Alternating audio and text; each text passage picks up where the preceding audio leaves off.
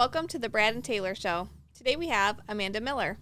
You're listening to The Brad and Taylor Show, a podcast that inspires entrepreneurs to pursue their passions. We're sitting down with some of the best to learn how they got started and some lessons they learned along the way. Hey, Amanda. Hello. How are you doing? Good. Thanks for having me today. Yeah, for sure. Awesome. Well, let's get this show started. Tell us a little bit about you. What do you do? Okay, so I am a realtor with Keller Williams Realty, living out of Brighton, and I'm also the owner of Destination Home Real Estate.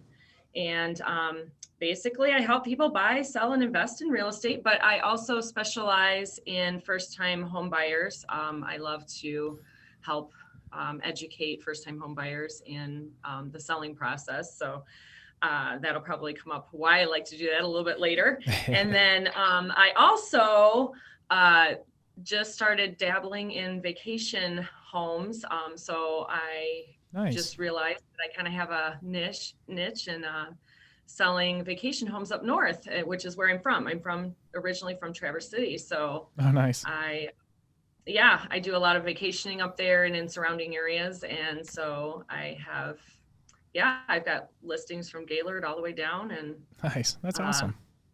Yeah. So I like it. So when you were younger, is this what you had planned for your future? What you have planned? Well, that's a hard one. I wanted to be a lot of things, but probably my dream job was being an exotic animal trainer. Wow. I always wanted to own exotic animals, and my parents just never would let me. And I don't know why, but I grew up on a farm, and I always wanted to have a pet tiger, and my dad just always said no.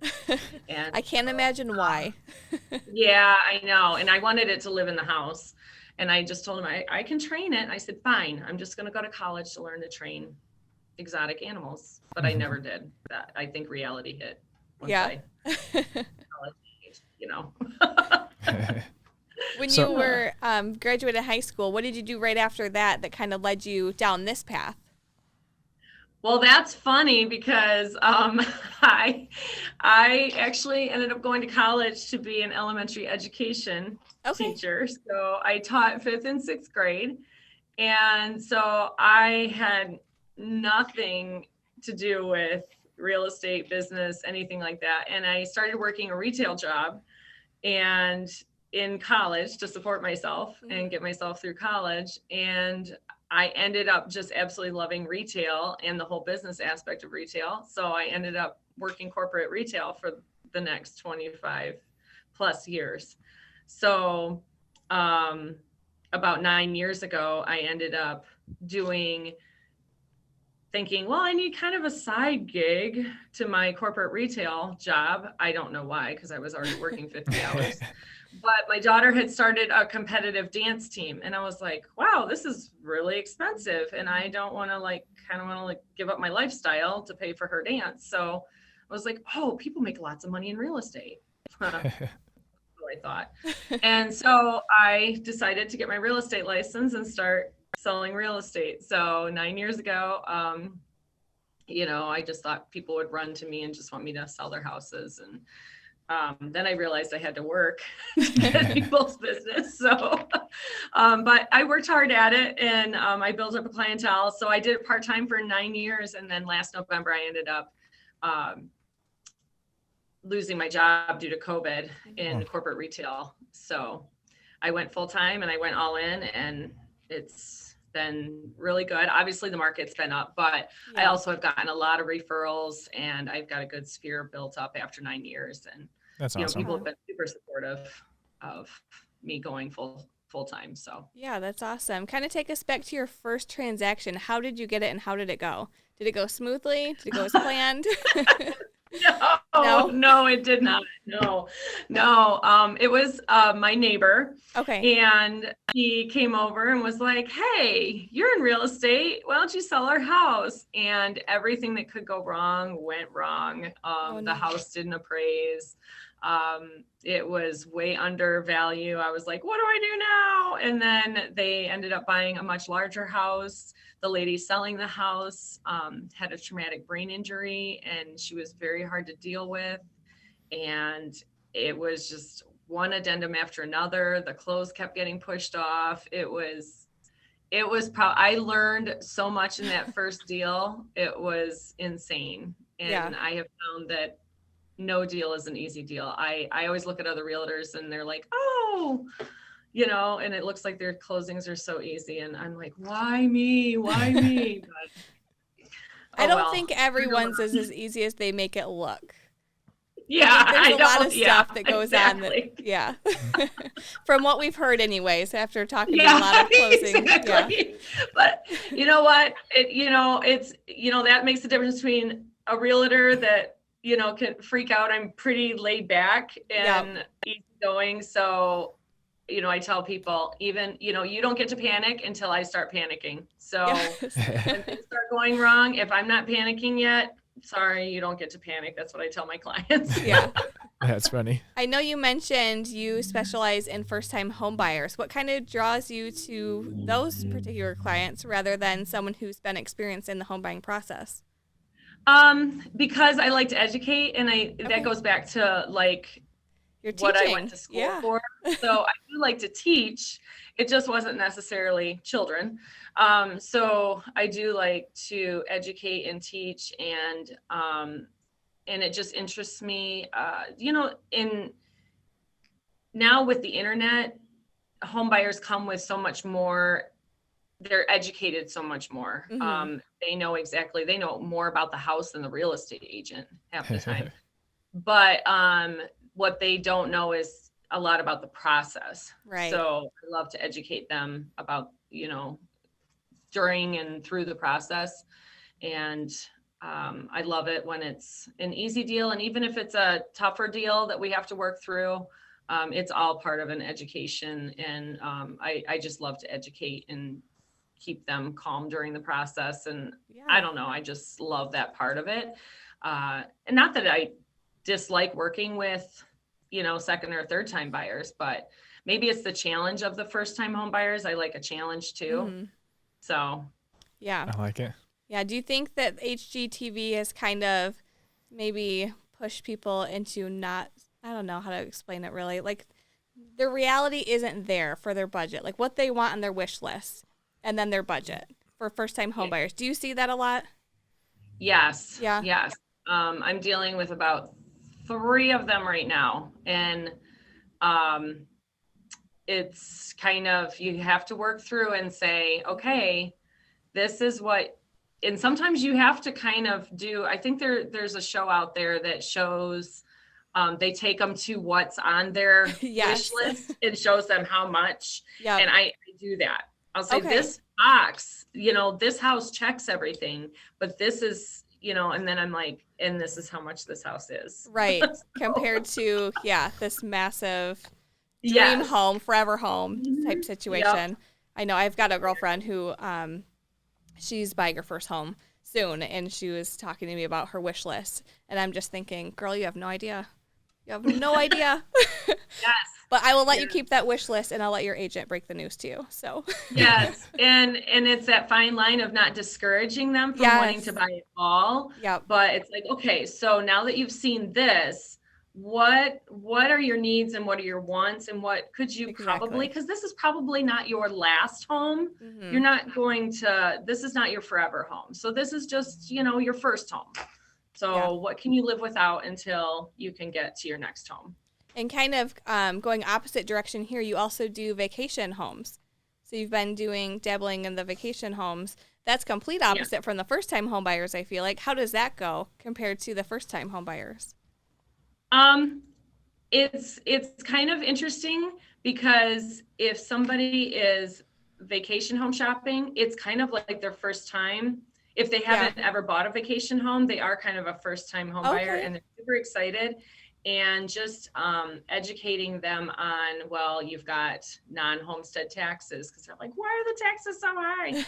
Well, you're not living there, and this person wasn't living there either. So the taxes are double, or, because there's, things, and then you can educate them about renting it out, doing short-term rentals. Like there's a whole nother, business or, a whole nother world that you can open up to them as far as vacation rentals that they just or vacation homes that they just never, thought of. So it's kind of interesting, and it is kind of like working with first-time home buyers if somebody hasn't ever bought one before. Yeah, that's awesome. Do you do a lot of like waterfront homes for those vacation homes? Yes. Yeah. Yeah. I currently have, yesterday I was looking at waterfront homes. Nice. With, Nice. That's one of my exciting. clients. So I love that. I'm like, oh, this is nice. Oh, this is nice. It's kind of funny because eventually I'll be, doing short-term rentals, and kind You of can gives me an kinda idea see. of where I want to buy and where I don't want to buy. Right. And Yep. Yeah, exactly. Gives you lakes, like a because there's a pregame lot idea. of them up north. So yeah. Yeah, for sure. Over the 9 years that you've been in real estate, what do you think the worst properties that you've been to or showing? Oh, What one sticks out to you the most? Whew. I had one, probably the worst property I've been to was, over the 9 years, I did go through a little bit of the foreclosure process, but you kind of expect foreclosures to be bad. I went into a house to do a showing, and the homeowner was still there, and I have a pretty strong stomach, but this house was Pretty bad. it was pretty bad. Like Yeah. dirty water in the sink with dishes, like black water. Wow.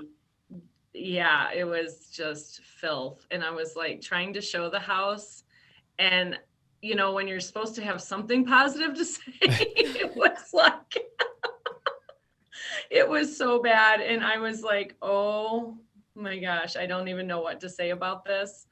Yeah, so there's times when you walk in a house and you're just like, oh my, I don't even know what to say. Yeah. Did you end up selling that one? No, I did not. No, No? I did not. And it wasn't even because of all that. The guy was pretty positive about it. He was like, oh, I could just gut this whole house. And I was just like trying not to. Yeah.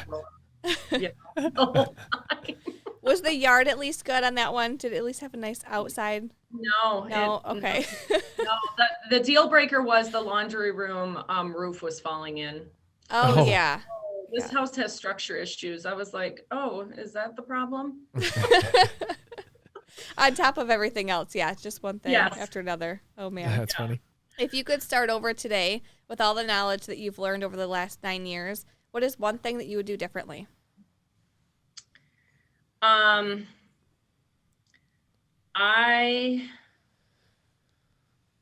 don't want to use the word aggressive, but 9 years ago, I wouldn't have been so passive about my business, I think. And I would have been a little bit more picky about the company that I work for, because I didn't realize there was such a difference in real estate companies that you could work for as far as training. Yeah. So the company that I started with had no training. So I had to kind of train myself on how to generate leads, and so I feel like I lost about 3 years almost until I came to Keller Williams and got some really good training. Wow. Yeah. So Are you still with Keller Williams now? I am. Okay. I did 3 years with another company, and then I switched over to Keller Williams, and my business has totally, taken off, and I'm doing way better, obviously with Keller Williams, because I have the systems and models in place that I need to have, and, Right. a system with lead generation and all of that. Even, when I was working full time, I had a system with lead generation around my work schedule. So Yeah. I know it's interesting to see when people go into real estate initially, like that first year, they don't really understand sometimes that you have options. You have so many different options, different brokerages you can go to, and they don't realize that you can interview those people instead of it being the other way around. So yeah, I had no clue, and it really did make the difference in me, my career taking off and just kind of, coasting. And I really feel like I lost almost 3 years of business. Yeah. In that first 3 years. So. Do you read business books at all? Do you have one that maybe you could recommend to anybody new starting out? Okay. I read business books all the time, and I have a few that I like, but I'm currently just finishing up Fierce Conversations. I don't know if you've ever heard of that one. I don't think I've heard that one. It's by Susan Scott, and it is amazing. It was recommended to me by somebody else. And I was like, oh, okay, I don't really need to have, conversations. And fierce means bold, having bold conversations and being upfront with your clients and upfront with your coworkers, and not being upfront as in nasty or, just coming out from behind yourself and saying things in a nice way, but really being able to say what you mean to say without, being like constructive. Yeah. And just getting work done faster. And I really feel like if I had read this book, even going into my corporate life at 21, it would have made my corporate life completely different, and probably would have changed how I dealt and communicated with people, and would have made it a lot better and easier. So I really wish I would have read this book back when I was 21. Awesome. Well, before we go today, Amanda, how can people get a hold of you? I do have a Facebook page, Destination Home Real Estate. And so I can be contacted on there. And then also I do have a website, www.destinationhomerealestate.kw.com. Sorry, it's a long one. And then obviously through email, Amanda's Homes for Sale at gmail.com. And then I can be reached through call or text through my phone number, 517-672-9273.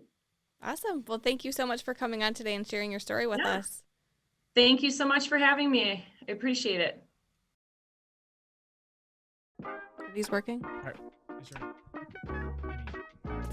Here we go. Oh, there we go. I think they're working. Should we tell them? Mine keeps falling. It doesn't like my voice. What do we got to tell them? Subscribe. Subscribe? What do we got to point at? Hey, I think there's a subscription button. Like it might be there. It might be right there too. Somewhere. Find it. It's red. Yeah, and it's blue. It's green. I don't really know. It's a color. This mic isn't even attached. Did you plug these in? Well, I guess. I wonder if they can hear us. Yeah, I wonder if they hear us. Well, we should probably tell them if they can hear us. We should probably tell them also give us a 5-star review if they listen on Apple. That'd be cool. 5 stars, review. Guys. Share it with everybody they can think of. We won't take 4 stars. I mean, I don't even think these are on. I mean, I don't think this is working. This is not working.